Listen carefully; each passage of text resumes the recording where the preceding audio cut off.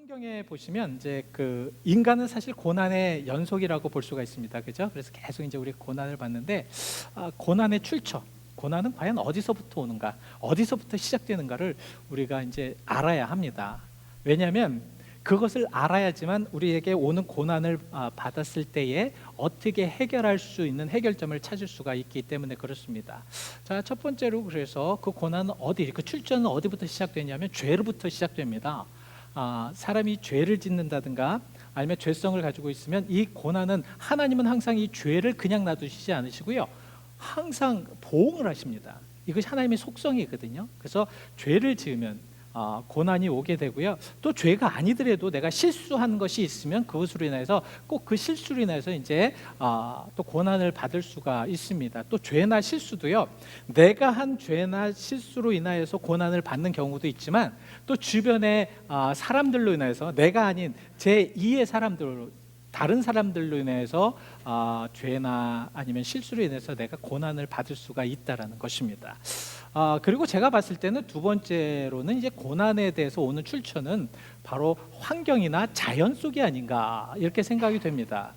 하나님은 우리 인간들에게 축복을 해주셔서 자연을 다스릴 수 있는 권한을 주셨어요. 이건 굉장히 큰 권한입니다. 많은 사람들이 권한에 대해서 별로 심각하게 생각하지 않는데 사실은 이건 엄청난 큰 축복으로서 하나님께서는 하나님이 지으신 그 아름다운 모든 그런 만물을 다스리라는 그런 축복을 주셨습니다. 근데 그 축복을 인간이 그것을 실패를 합니다. 그 축복 받는 걸 실패를 해요. 그래서 가끔 가다가 보면 자연을 파괴하고 환경을 파괴하고 주변의 많은 것들을 하나님이 원하지 아니한 것으로 이렇게 파괴되어서 참 많은 고난을 받을 수가 있습니다. 요새 신종 코로나 바이러스 때문에 굉장히 어려움을 당하고 있습니다. 이건 코드명으로 NCOV 2019년이라고 하는데, 이것은 인간에게 그동안 있지 않았던 알지 못하는 그런 바이러스입니다. 그래서 찾기가 굉장히 어려운, 이것은 여러분들도 아시겠지만 박쥐로부터 이렇게 그 박쥐를 취득함으로 인해서 섭취함으로 인해서 사람에게 나타난 그런 바이러스다라고 이렇게 얘기를 하는데요. 그런 부분들도 있지만 또 그 뒤쪽에 또 가장 근본적인 것을 발견은 해놨다고 합니다. 근데 이런 것이 발견이 됐어도 이것을 이제 치유하고 한다는 거 굉장히 어렵고요. 그 다음에 그것을 찾기 위한 그러한 시간 동안에 많은 사람들이 희생을 당해야 되는, 고난을 당해야 되는 그러한 상황도 됩니다. 세 번째는 하나님께서 주시는 그러한 처벌에서의 고난과 또한 하나님께 주시는 연단에서부터의 고난입니다. 사실 어떤 면에서는 하나님이 주시는 그 연단은요, 그것을 잘 이겨나가면 나중에 큰 축복이 있기 때문에 이러한 연단은 굉장히 우리에게 중요한 연단입니다. 하나님께서 더 강하게 하시려고 우리에게 축복 주시려고 하시는, 왜냐하면 축복을 주어도 어떤 면에서는 이거예요. 하나님은 놀라운 축복을 주십니다. 근데 그 축복을 담을 만한 그릇이 안 되기 때문에 어떤 면에서 우리를 막 부셔서 그런 만한 그릇을 만들기 위하여서 그런 고난을 주실 때가 있습니다. 우리들이 변화되고 우리 그 일반적인 그런 우리들의 모습이 이렇게 바뀌어져서 새롭게 만들어진다는 고난입니다. 그렇지만 그 고난을 통하여서 하나님께서는 아름다운 그러한 모습으로 우리를 부어주시기 위한 그런 계획이다. 이러한 것의 대표적인 것이 바로 욥입니다.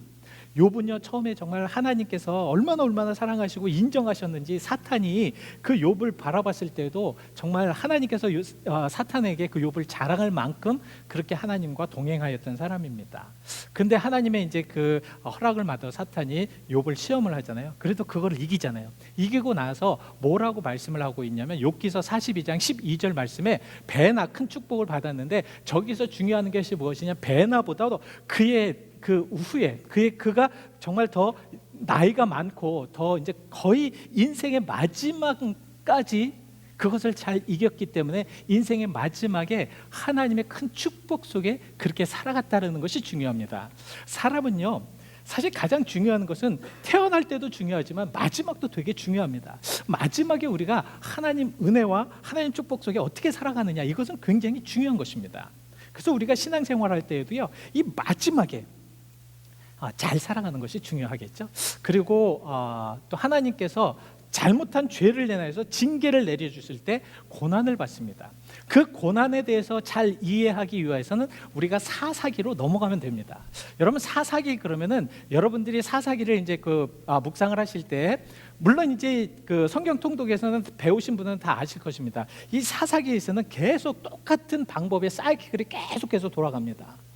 그래서 이 사사 시대에 보면 참 어떻게 저렇게 똑같은 방법으로 이렇게 계속해서 사이클이 돌아가면서 고통을 받을까, 고난을 받을까, 여러분들 많이 이제 묵상을 하면서 의아해하실 수도 있습니다. 자, 첫 번째, 이 사이클은 첫 번째 인간들이 하나님을 떠나 죄를 집니다. 범죄를 해요.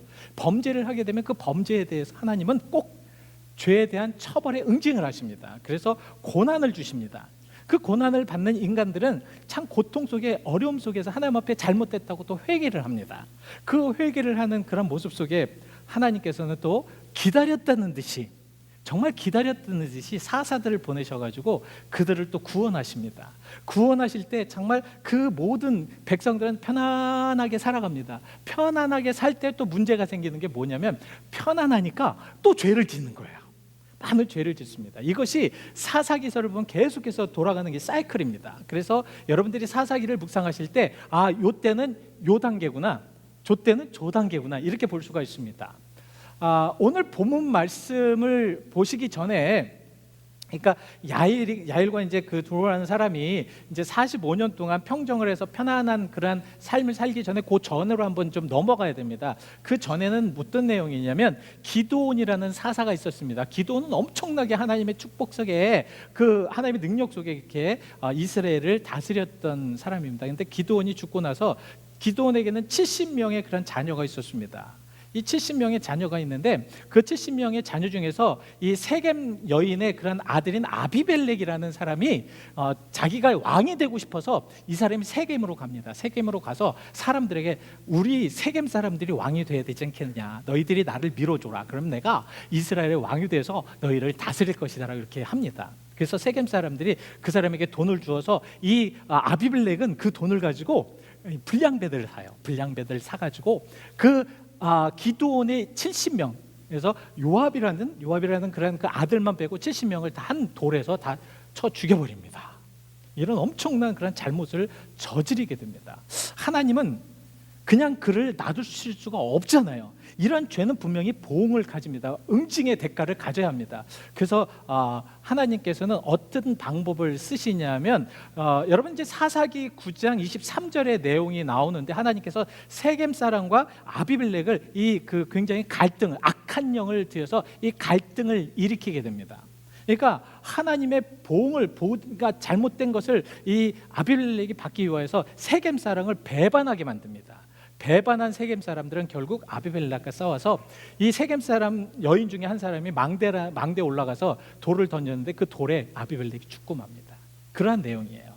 그리고 나서 이제 다음에 둘라라는 사람과 야리라는 사람이 이제 25년과 20년 동안 이제 평안하게 이제 나라를 다스린다라는 그런 내용이 나옵니다. 자, 여기까지는 이제 여러분들이 아시겠죠. 사사기에서는 이렇게 계속해서 응징하고 다음에 평안을 주시는 그런 내용입니다. 자, 이 평안 다음에 그럼 뭐가 되겠습니까? 평안 다음에 평안했습니다. 그러면 다음에 이제 사사기를 여러분들이 또 한번 묵상하실 때 항상 제가 훈련을 하는 겁니다. 자, 어떨까요? 이 평안한 다음에 뭐가 나타날까요? 죄를 범하는 게 나타나겠죠. 오늘 본문의 말씀이 바로 그겁니다.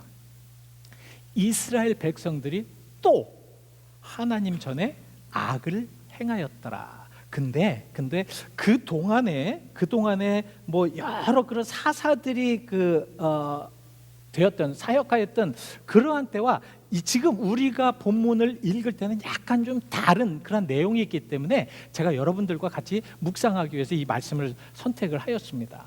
어떤 내용이 좀 이상한 내용이냐면, 여기 한번 잘 보셔야 됩니다. 우리 구체적으로 보면은 그 전에 있었던 사사 시대의 그런 내용들과 지금 내용들이 약간 좀 달라요.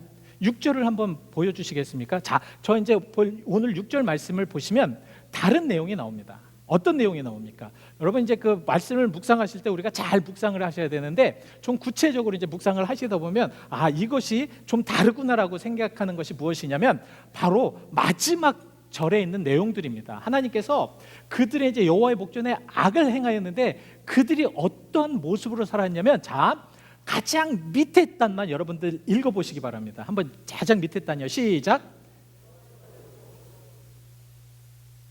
이 내용입니다. 여호와를 버리고 그를 섬기지 아니하였다. 그 전에는 그들이 하나님을 배반하였어도 저런 말씀이 거의 나오질 않습니다. 그러니까 저건 무엇이냐면 여호와를 완전히 배반하여서 여호와를 버려버렸다는 의미입니다. 다시는 여호와를 찾지 않았다는 의미예요. 그 전에는 그래도 그들이 다른 신을 섬겼어도 항상 마음에는 여호와를 생각하고 그리고 제단을 쌓고 제단을 쌓으면서 다른 신을 섬겼지만 이때에는 그것이 완전히 없었다라는 말씀입니다. 자, 근데 그 이유가 저 가운데 따라 나와요. 저들이 완전히 여호와를 버렸는데 그 여호와를 버린 이유가 바로 그 가운데 따라 나오는데 뭐라고 말씀을 하냐고 하면은 바알들입니다. 다 복수형이에요. 아스롯과 아람의 신들, 시돈의 신들, 모압의 신들, 암몬 자손의 신들, 블레셋 사람들의 신들 합하면 7가지 신이 되는데요. 그 7가지 신이 아니라 그들이 그 섬기는 모든 신을 다 받아들였다는 거예요. 그러니까 참 이게 저렇게 어떻게 저렇게 될 수 있을까라고 생각을 하는데 주변에 있는 모든 잡다한 신들, 많은 모든 우상들 주변에 그냥 보는 신들마다 다 받아들였다는 것입니다. 그러니까 뭐 생각도 하지 않고 저것은 뭐를 말씀을 하고 있냐면 그래도 생각한다든가 내가 이거 하면 안 되는데 라고 한다든가 내가 이 신을 받아들이면 하나님께서 좀 어떻게 생각하실까 이런 생각이 없었다는 거예요. 저 말씀 뭐냐면 의도적으로 그것을 알고 있으면서도 하나님께서 원하지 않는 것을 알고 있으면서도 그들이 받아들였다는 것입니다. 어떻게 저렇게 쉽게 받아들일 수 있을까? 저렇게 쉽게 받아들일 수 있는 이유가 무엇이냐면 이미 그들은 하나님을 버리고 하나님을 떠났었기 때문에 하나님을 떠난 인생들은요 죄악을 쉽게 받아들일 수밖에 없어요. 그래서 여러분들 신앙생활 하면서 가끔 가다라도 어떤 삶을 딱 부딪혔을 때 이게 참 내가 잘못한 거구나라고 느끼면 그건 가능합니다. 근데 그것도 아니라고 하면 이것은 어렵다는 거예요. 왜 저런 사태가 나타났냐면 이미 하나님께서는 저럴까 봐 이스라엘 백성들에게 계속해서 경고를 하십니다. 너희들이 가나안 땅에 가면 절대로 그 주변에 있는 그런 모든 사람들을 다 몰아내고 그들과 결혼하지 말고 그들과 섞이지 말라. 제 말이 아니라 신명기서 7장 14절에 말씀하시는 겁니다. 여러분 한번 저걸 한번 보시면요 저게 얼마나 심각한 거냐면 그들이 내 아들을 유혹하여서 그가 여호와를 떠나게 할 것이다. 많은 신들이 그러니까 저런 상태였다는 거예요. 그들이 신앙생활을 하면서 그들이 하나님을 떠나니까 이제 이방 사람들과 어울리고 이방 사람과 어울리다 보니까 저렇게 되어버린 겁니다. 그들이 그 섬기는 신을 그냥 마음대로 막 받아들이는 거야. 이것도 받아들이고 저것도 섬기고 이것도 섬기고 이것도 좋은 것 같아 내가 섬기고 어떤 이러한 모습 속에 살게 될 수밖에 없었다라는 말씀입니다. 자, 이렇게 되면 또 다음 단계가 뭐라고요? 이렇게 범죄를 지으면 다음 단계가 뭐라고요? 다음 단계가 어떻게 돼요? 하나님께서 그들을 깨우치기 위해서 처벌하시잖아요. 그 처벌의 방법이 7절에 나옵니다. 7절에 무엇이라고 나옵니까? 블레셋과 암몬을 저 말씀을 제가 묵상을 하면서 참 저는 처음에 이 말씀을 묵상할 때 대충 읽을 때에는 별로 의미를 없이 그냥 읽었었는데 의미가 와지고 이해가 되니까 굉장히 깊숙하게 묵상이 되더라고요. 자, 블레셋은 이스라엘을 중심해서 어디에 있는 나라입니까? 서쪽에 있는 나라입니다. 암몬은 어쪽에 있는 나라죠? 동쪽에 있는 나라입니다. 그러니까 동서가 한꺼번에 이스라엘을 완전히 다 초전 박살내버렸다라는 얘기예요. 저 말씀이. 가끔 가다가 우리가 이런 것을 당할 때가 있습니다. 완전히 초전 박살내는 저거는 블레셋 사람들뿐만 아니라 암몬 사람까지 와서 예전에는 그래도 부분적이었어요. 예를 들어서 어떤 곳에 참 심한 그러한 범죄가 있으면 그것만을 쳤습니다. 근데 저것은 아니에요. 아예 그냥 서쪽의 블레셋과 동쪽의 암몬이 한꺼번에 해서 그 모든 이스라엘 백성들 다 초전 박살내버렸다는 얘기입니다. 얼마나 고통스럽게. 그것도 이 성경에 보면은 18해 동안 18년 동안 그들을 고통 속에 계속해서 넣었다라는 말씀입니다. 참 이 고난이라는 그런 고난이라는 것은 가끔 가다가는 우리의 행위로 인해서 이렇게 고난을 받을 때 과연 어떻게 해야 되는가? 오늘 본문을 통해서 우리가 그걸 한번 좀 생각해 봐야 합니다. 그리고 특이하게 또 두 번째 봐야 될 내용이 있어요. 무슨 내용이냐면 하나님께서 그렇게 되면 이제 자연스럽게 그들이 이제 회개를 해요. 회개를 합니다. 자기들이 얼마나, 여러분 한번 생각을 해보세요. 우리나라가 만약에 일본의 압제에서 그렇게 오랫동안 있었을 때 얼마나 고통을 많이 받았습니까? 근데 일본 말고 또 아주 중국의 아주 나쁜, 아주 굉장히 위험한 그런 나라가 또 와서 같이 다스렸다고 같이 쳐부셨다고 생각해 보세요. 이게 얼마나 두 개의 고난이잖아요. 이중 고통이지 않습니까? 그러니까 이스라엘 백성들이 하나님 앞에 간구합니다. 잘못됐다고 회개를 합니다. 그리고 자기가 가지고 있는 우상을 다 없애버렸다고 성경이 이제 표현을 하고 있습니다. 자, 이러면 다음 단계는 뭘까요? 하나님께서 어떻게 해야 돼요? 사사를 보내셔야 되잖아요. 그죠? 사사를 보내서 용서해야 되지 않습니까? 근데 7절 말씀에 뭐라고 말씀을 하고 있습니까? 뭐라고 말씀하고 있나요? 자, 다음 걸 자, 13절 말씀에 10장 13절 말씀에 내가 다시는 너희를 구원하지 아니할 것이다. 특이한 요번에 사사기 10장의 특이한 내용입니다. 그 전에는 이스라엘 백성들이 아무리 잘못을 하고 잘못을 저질러서 어떤 처벌에 대해서 내가 하나님 잘못했습니다 했을 때 그러냐 그리고 이거 용서하시고 그러셨는데 저 때는 그러지 않으셨다는 겁니다. 왜? 그만큼 완전히 이제는 하나님이 저렇게 말씀하실 만큼 완전히 죄악 속에 빠져들어 버렸다는 것입니다. 그리고 하나님께서 말씀하시는 것이 무엇이냐면 그동안 내가 너희들을 정말 모든 주변의 나라들로부터 그렇게 구원하였고 사사를 줘서 평안히 살게 하였고 그랬는데 왜 너희들은 자꾸만 이렇게 죄를 짓느냐, 대체 왜 그러느냐라는 말씀입니다. 이해가 안 가신다라는 말씀이에요. 그동안에 그렇게 많은 용서해줬고 많은 사랑해줬고 많이 그렇게 해줬는데 왜 너희들은 이렇게까지 처절하게 나를 배반할 수밖에 없느냐라는 말씀입니다. 그래서 너희들을 구원하고 싶지 않다라는 말씀이에요. 이거 얼마나, 그들이 회개하였습니다. 그랬으면은 계속해서 어떤 그런 변화나 그런 변화 속에서 정말 평안이 된다든가 문제가 해결돼야 되는데 그들은 계속해서 그 문제 속에 계속 살아가고 있었다는 말씀이에요. 그러니까 13절부터 계속되면서 이제 16절까지 보시면, 이제 16절을 보시면요, 하나님께서 어느 때까지 말씀을 하시냐면 그들이 그런 모습, 고통의 모습을 보면서 그 사랑의 하나님이 어떤 마음을 갖고 계셨냐면은 바로 그들의 이스라엘의 이스라엘의 고난을 받음으로 인해서 하나님의 마음에 근심이 됐다라는 말씀입니다. 저것들 어떻게 해야 되는가? 저것들 대체 어떻게 해야 될까? 그렇게 말씀하셨다는 거예요. 결국 하나님은 구원은 하십니다. 그리고 용서는 하십니다. 우리가 저렇게 이제 그 고난에 대해서 생각을 하면서 다음에 이제 여러분들에게 이제 더 계속해서 말씀드릴 기회는 있을 것입니다. 그러나 오늘은 여기에서 이제 한번 생각을 해보시자고요. 왜 고난을 받는가? 왜 우리가 고난을 받는가? 그거에 대해서 우리가 한번 깊숙하게 생각해 봐야 됩니다. 고난을 받는 이유의 첫 번째는 바로 하나님의 사랑이기 때문에 고난을 받는 겁니다. 사사기를 보시면요, 사사기뿐만 아니라 모든 성경을 쫙 훑어보시면 그곳에 하나님의 사랑이 얼마나 깊이 담겨져 있는지 모릅니다. 저렇게 하나님을 버리고 우리 같았으면 아무리 용서를 한다고 해도, 아무리 그들이 변화된다고 해도 믿지 못할 거예요. 그러나 하나님은 그래도 그들을 믿습니다. 그래서 그들을 믿고, 그래서 힘들지만 어렵지만 삼손을 보내주시고 계속해서 선지자와 계속해서 하나님의 말씀을 보내주셔서 그들을 깨닫게 하신다라는 말씀입니다. 어떤 마음이 계셨을까?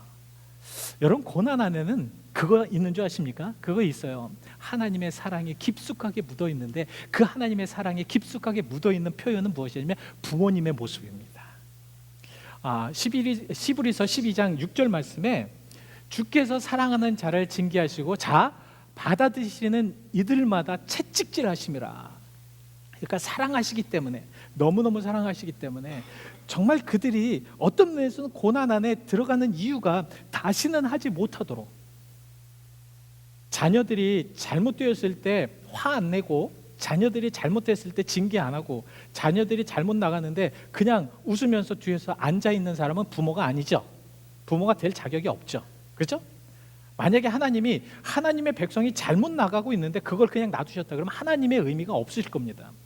지금도 마찬가지라는 거예요. 잘못하고 있는 사람에게는 하나님께서 징계하시는 것이, 그것이 하나님의 사랑이라는 말씀입니다. 그래서 하나님의 사랑을 받고 하나님의 은혜 가운데 살아갔던 다윗을 한번 보시기 바랍니다. 다윗은요 정말 많은 고난을 받았어요. 정말 자기가 그냥 잘함에 의해서 그것을 시기하는 사울에게 얼마나 큰 고난을 받습니까? 자기의 목숨의 경각에 달려서 도망가야 되는, 그것도 광야로 도망가고 다른 나라로 도망가서 그 도망간 나라에서 혹시나 해서 미친 짓까지 하는, 그리고 자기 때문에 많은 사람이 죽어야 하는 그러한 운명에서의 그러한 다윗, 그 정도 됐으면 내가 이 세상에서 고난을 제일 많이 받았는데, 야, 이 고난은 참 어렵더라. 이 고난 때문에 내가 이렇게 이따위로 살았다. 내가 고난 때문에 내가 그때 그렇게 어려웠었다. 이야기를 하는데요. 다윗은 뭐라고 고백하는 줄 아십니까? 다윗은 어떻게 고백하는지 아세요? 여러분, 시편 119편 71절 말씀을 보시면 고난이 내게 유익이었다. 여러분, 하나님의 고난을 이렇게 깨닫고 하나님의 고난을 아는 이들에게는요, 그 고난 안에는 참 저도 그래요. 너무 고통스러울 때는 하나님이 안 찾을 때가 있습니다. 아니, 하나님이 안 찾으시는 것이 아니라 하나님 왜 이러십니까 하고 하나님께 대드는 경우가 많아요. 너무 고통스러우니까, 고난스러우니까. 그리고 화를 내면서 에이, 나 안 하고 싶어, 정말 안 할래 라고 할 정도로 하나님 앞에 그렇게 막 대들 때가 많습니다. 근데 그 고난이 다 끝나고 나서 뒤로 가만히 뒤안길에서 그 고난을 지켜보면 그 안에 하나님의 사랑이 얼마나 녹아져 있는지 모릅니다. 여러분, 그거 아십니까? 하나님은 여러분들을 너무 사랑하십니다. 하나님은 하나님의 백성들을 너무너무 사랑하십니다. 그래서 그 고난 안에서라도 유익을 허락하시는 것입니다. 두 번째는 이 고난의 이유가 무엇이냐면, 나를 더 완전 정결하고 강하게 하려고, 온전하게 하시려고 하는 방법이라는 말씀입니다. 여러분, 우리 인간이 아무리 100% 완벽하여도 하나님이 원하시는 모든 길을 우리 마음에 의지해서 갈 수는 없습니다. 우리는 늘 고난 속에 살아가면서 그거를 잘 극복하고 이겨나가야지만 됩니다. 근데 그걸 이겨나가지 못하면은 우리는 실패하고 말아요. 그래서 야고보서 1장 4절 말씀에는 뭐라고 말씀을 하고 있냐면, 고난이 오면 무엇을 하라고 말씀하고 있습니까? 고난이 오면 뭐 해라? 뭐 해라? 포기해라? 아니죠. 인내하라고 말씀을 하고 있습니다. 왜 인내하라고 말씀을 하고 있는가? 인내를 함으로 해서 그 고난을 통해서 네가 온전하게 될 걸 아시기 때문에 지금 말씀하고 계시는 겁니다. 가끔 가다가요, 어떤 문제가 딱 됐을 때 제 케이스입니다. 여러분 케이스는 어떻게 되는지 모르겠어요. 근데 제 입장으로 딱 볼 때, 또 제가 이해하는 그런 고난을 보면서 봤을 때는 그 고난의 가장 중심의 문제는 누구냐면 나입니다. 내가 문제더라고요. 내가 문제예요. 어떤 시험을 봐요. 근데 시험을 아주 못 봤어요. 그럼 우리는 뭐라고 얘기합니까? 거기다가 뭐라고 얘기합니까? 우리는 뭐라고 얘기하죠? 어떻게 시험을 이따위로 내? 그러지 않으세요? 어떻게 시험을 이따위로 내? 어떻게 누가 풀라고 이렇게 내? 이렇게들 많이 합니다.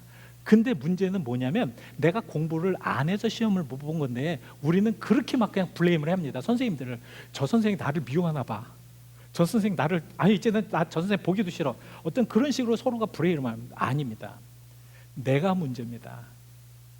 내가 열심히 공부했어 봐요. 잘 볼 수밖에 없죠. 그죠? 요새 이제 신종 코로나 바이러스뿐만 아니라 지금 이제 미국의 이제 독감으로 인해서 굉장히 많은 이들이 좀 어려움을 많이 당하고 있습니다. 우리가 여기에서 이 고난에 빠져들지 않기 위해서 내가 해야 될 일은 무엇입니까? 뭐예요? 여러분 가만히 있으면 됩니까? 아니죠.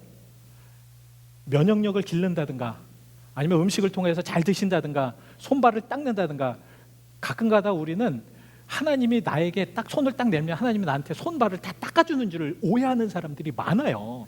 신앙생활하면서 딱 내가 어떤 어려움이 딱 내붙이면 하나님께서 그거를 다 해주는다는 오해를 하는 사람들이 너무 많습니다. 손발은 내가 닦아야지요. 그렇죠? 면역력을 위해서는 내가 노력을 해야죠. 우리 가정도 면역력을 위해서 어떻게 해야 될까? 나는 면역력을 위해서 어떻게, 이런 어떤 노력이 필요하지 않습니까? 그리고 인내해야죠. 인내가 없는데 어떻게 우리가 고난을 이길 수가 있느냐고요. 사탄이 강합니다. 강할 수밖에 없어요.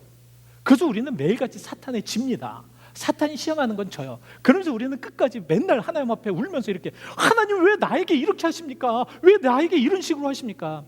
하나님은 비웃으시면서 이렇게 하실 거예요. 내가 너에게 이 사탄을 이기기 위한 연단을 주지 않았느냐. 그것을 이기지 못하고 너는 이런 식으로 나에게 답변할 수밖에 없느냐. 아마 그렇게 하실 겁니다. 여러분 어떠십니까? 우리가 정말 온전해진다라는 것은 무엇이냐면 아무것도 이렇게 허점이 없는 완벽한, 아니면 어떤 면에서는 굳건한 이런 부분으로 우리가 이해가 될 수가 있는 거거든요. 그럼 그렇게 굳건하기 위해서는 우리가 무엇인가 좀 해야 되잖아요. 욥을 한번 보시기 바랍니다. 욥은요, 하나님이 그 주시는 그런 것에 내가 괜히 하나님 믿었지, 저런 하나님 내가 믿어? 저 친구들이나 아니면 하나님이 이런 고통이나 우리 자녀들 다 죽이고 내가 가지고 있는 물건들 다 뺏어가시고 거기에다가도 완전 집도 다 무너뜨려 버리시고 친구들도 나한테 와가지고 저주하고 욕하고 싸우고, 이런 삶을 어떻게 살아? 나는 못 살아. 나는 이제 여기서 끝이야. 더 이상 안 돼. 그리고 포기한 줄 아십니까? 아니죠. 욥은 어떻게 얘기했습니까? 욥은 어떻게 얘기했어요? 욥기서 23장 10절입니다. 한번 같이 읽어보실까요? 욥기서 23장 10절 말씀은 시작. 그가 나를 단련하신 후에는 내가 순금같이 되어 나으리라. 무슨 말씀인지 아시죠? 하나님은 나를 단련하시기 위해서 풀무불에 넣으실 때가 있다는 것입니다. 그 풀무불에 넣으실 때 여러분 얼마나 뜨겁겠어요? 얼마나 괴롭겠어요? 얼마나 아프겠어요? 그러나 그 풀무불에 넣은 것은 무엇이냐면 순금을 만들기 위해서 내가 가지고 있는 많은 불순물들, 죄악덩이들, 잘못된 습관들, 잘못된 그런 모습들, 이런 것들을 다 그곳에서 태워버리시기 위한 하나님의 방법이라는 말씀입니다. 그래서 우리가 고난이 있는 겁니다. 물론 내가 잘못하고 내가 정말 죄를 지어서 나타나는 그런 고난하고는 다르죠. 그래서 우리가 이걸 잔재에 구별을 해야 될 줄 믿습니다. 그래서 여러분 이제 고난이 오시면 가장 먼저 어떻게 해야 된다고요? 고난이 오면 이것이 왜 고난이 왜 왔는지를 우리가 먼저 이제 이해가 돼야 됩니다. 나의 죄 때문에, 아니면 주변의 어떤 잘못 때문에, 아니면 환경 때문에, 아니면 하나님이 주시는 것인데 하나님이 주신 것에 어떤 징계나, 아니면 하나님이 주시는 어떤 우리의 그 트레이닝하는 것, 그 훈련을 시키는 것이나 이런 것을 이제 봐야 되고요. 그 다음에 여러분들이 해야 될 것은 무엇이냐면 어떠한 고난이어도 가장 먼저 와서 무엇을 해야 됩니까? 여러분 어떻게 하십니까? 어떻게 해야 될까요? 질문하겠습니다. 그 다음은 어떻게 해야 될까요? 기도해야 합니다. 기도해야 돼요. 아무리 생각해도 기도하지 아니하는 분들은요, 어떤 고난을 이기질 못합니다. 그러나 기도하는 이들은 이겨요. 기도하셔야 됩니다. 기도하셔야 돼요. 제가 목사 칼럼에도 썼지만 우리 그리스도인들이 기도를 너무나 안 해요. 목사 칼럼에는 미국 사람들 칼럼이었던 것 같습니다. 근데 어떤 면에서 한국 분들은 더 안 하는 것도 있을 수가 있습니다. 왠지 아십니까? 그래도 그들은 항상 신앙적인 마음이 있는데 한국 분들은 교회를 떠나면 신앙적인 마음을 다 버리고 가요. 그래서 기도를 잘 안 해요. 어떤 상황 속에서 빨리 기도를 해야 되는데 기도가 잘 안 나오는 경우가 많습니다. 왜냐하면 기도 훈련이 안 돼서 그래요. 기도해야 됩니다. 그리고 기도한 다음에 어떻게 되면 나갈 때 그 기도를 잊어버리지 마시고요. 다시는 그 죄를 범하지 않도록 노력하는 삶을 사는 것이 중요하겠다. 그리고 마지막에 여러분들에게 이제 가장 꿀팁을 드리겠습니다. 고난을 당할 때 우리가 가장 잘 이겨낼 수 있는, 다음 주에 이제 이게 계속 연결이 되기 때문에 여러분들에게 다시 이것을 이제 딱 서론의 말씀을 드립니다. 꿀팁은 뭐냐면, 여러분 어떤 상황이든 제가 보니까 나를 죽여야 합니다. 내가 없어져야 돼요. 나의 잘못된 습관이나 나의 잘못된 것이 있으면요, 이스라엘 백성들은요 그 전통적인 이 트레디셔널한 모든 것들 그냥 그대로 갖고 있었습니다. 변함이 없이. 그러니까 맨날 똑같죠. 그러니까 맨날 똑같은 죄를 짓죠. 변해야 됩니다. 그러기 위해서는 어떻게 하면 내가 죽어야 돼요. 저는 바울이 복음을 전하면서 이런 말씀을 하세요. 고린도전서 15장 31절 말씀입니다. 날마다 내가 죽노라. 제가 바울의 저 말씀을 했을 때 참 저게 어떤 의미인지 몰랐어요. 근데 우리가 이렇게 그 믿음 안에서 삶을 살다 보니까 저 말씀이 옳더라고요. 내가 죽지 않으면 예수가 살 수가 없더라고요. 내가 죽지 않으면 내 삶 속에 예수가 주관하실 수가 없더라고요. 내가 죽어야 예수가 살아나더라고요. 내가 죽어야, 내 자신이 죽어야 나의 잘못된 습관이나 나의 잘못된 모든 것들, 잘못된 생각들이나 잘못된 모든 것들을 죽여야지만 그때서부터 예수가 일하시더라고요. 그래서 고난이 우리에게 유익이 될 수밖에 없습니다. 그래서 다음 주에는 더 깊숙하게 이제 고난의 유익에 대해서 여러분과 함께 이제 나눌 것입니다. 잠시 함께 우리 묵상을 하시죠. 잠시 함께 눈을 감아 보시기 바랍니다. 지금 분명히 모든 분들에게는 고난의 시간이 계신 분들이 계실 수 있습니다. 아니면 지금 평안한 그런 모습 속에 사실 수도 있고요. 저 모르겠습니다. 그러나 여기 계신 분들 모두가 다 다르기 때문에 어떻게 될지 모르겠지만, 여러분들은 여러분들을 지금 묵상하실 수가 있습니다. 여러분들은 여러분들 자신을 생각하실 수가 있다라는 말씀입니다. 여러분들의 삶을 쭉 한번 보십시오. 그리고 여러분 한번 생각해 보세요. 여러분들이 가지고 있는 고난이나 여러분들이 가지고 있는 지금 문제나 여러분들이 가지고 있는 그런 아픔이나 여러분들이 가지고 있는 많은 것들 잘 한번 끄집어내 보시길 바랍니다. 끄집어내시고요, 그것이 왜 생겨났을까를 다시 한번 생각해 보시길 바랍니다. 그리고 기도하시자고요. 우리 기도하시자고요. 저는 우리 교회가 막 기도의 소리가 막 그냥 뜨겁게 막 뜨거운 목소리로 이렇게 나오기를 바랍니다. 왜냐하면 울부짖어야 하기 때문에 그럽니다. 그리고 지금 이 세대는 울부짖어야 할 그런 시대가 되었기 때문에 그렇습니다. 여러분, 나 자신을 위해서 울부짖어야 되고, 우리 이웃을 위해서 울부짖어야 되며, 우리가 섬기는 이 교회를 위해서 울부짖어야 되고, 우리 사회를 위해서 울부짖어야 되며, 국가를 위해서, 온 세상을 위해서 울부짖어야 될 줄 믿습니다.